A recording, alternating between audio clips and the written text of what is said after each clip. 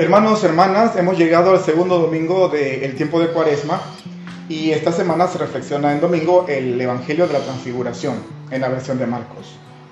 Mucho podemos decir de este Evangelio.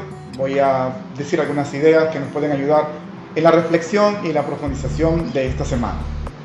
Primero, el relato dice que Jesús subió al monte con Pedro, Santiago y Juan. Siempre hemos reflexionado que Pedro, Santiago y Juan son discípulos de Jesús que eran muy cercanos y que lo acompañan en distintos acontecimientos importantes de su vida. Pero también es verdad que Pedro, Santiago y Juan aparecen en los evangelios como discípulos que les costó entender que el reino requiere de renuncia, de sacrificio, incluso de muerte. Cuando Jesús dice que va a padecer en Jerusalén y que tiene que ir a morir, Pedro no quiere dejarlo ir. En el camino, en un texto, aparece Santiago y Juan pidiéndole a Jesús estar en los primeros lugares cuando empiece a gobernar. Es decir, no habían entendido mucho el tema de que el reino de Dios es imparable, es luz, es fuerza, es resurrección, pero en su instauración y en su proceso de que acontezca hay sufrimiento, hay persecución e incluso puede haber muerte de parte de aquellos que se oponen al proyecto de vida que trae el reino de Dios. Luego aparece también esta forma de Jesús relampagueante, blancura en sus vestidos, su rostro iluminado, en medio de Moisés y de Elías, con una voz que se escucha diciendo: "Este es mi Hijo amado, escúchenlo". Partamos de esa última parte: "Es mi Hijo amado, escúchenlo". Para poder vivir y entender el proyecto de Dios que nos está revelando Jesús, que nos ha revelado Jesús, implica un abrir el corazón para escuchar a Dios a través de Jesús, que nos invita a un camino a veces diferente y muy contrario en algunas ocasiones de lo que nosotros tenemos planteado en nuestra vida. Escuchar a Dios en Jesús implica ponerse en camino, desinstalarse y estar dispuesto a que Jesús sea el referente y guía de nuestra vida.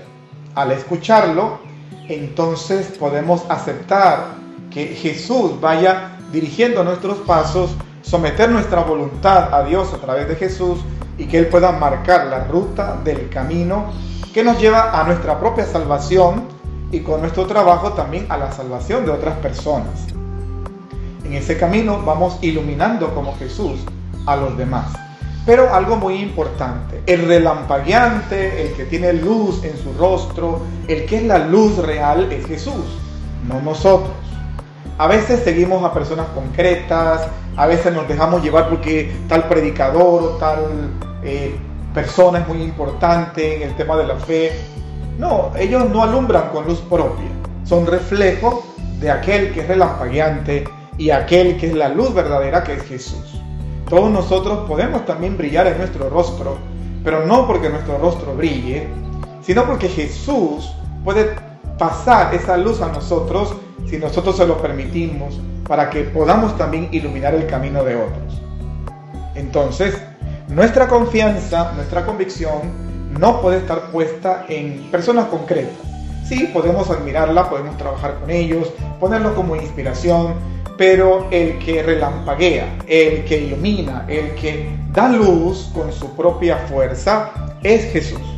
Y cuando nos dejamos iluminar por esa fuerza y esa luz, podemos iluminar nuestro mundo e iluminar también el mundo de otras personas. Finalmente, aunque la versión de este texto no lo acentúa, Pedro le dice: "Hagamos 3 chozas y quedémonos aquí". Jesús le dice: no, hay que continuar. El reino de Dios se construye allí en la realidad.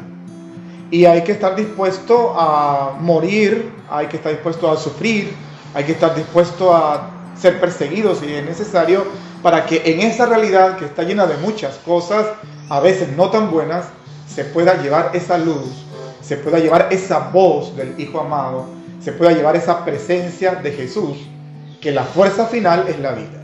Y ese es el gran mensaje de esta semana, que esto es imparable. La última palabra la tiene la vida y Jesús le está mostrando a los 3 discípulos que les costaba ver que el reino de Dios está más allá del sufrimiento y de la muerte, la luz de la resurrección a través de su transfiguración, para que ellos dieran testimonio a los demás discípulos y al mundo. Ahora nos toca a nosotros bajar de la realidad buena en la que estamos, de la cercanía que a veces tenemos con Dios, de los retiros que hacemos, de las experiencias muy íntimas con Jesús, para que bajar a la realidad concreta y allí también iluminar al mundo con la fuerza del resucitado. Así podemos decirle al mundo, como lo dijo Pablo: no hay nada que nos pueda separar de este amor de Dios. Hermanos, que tengan una buena semana y feliz Domingo de la Transfiguración.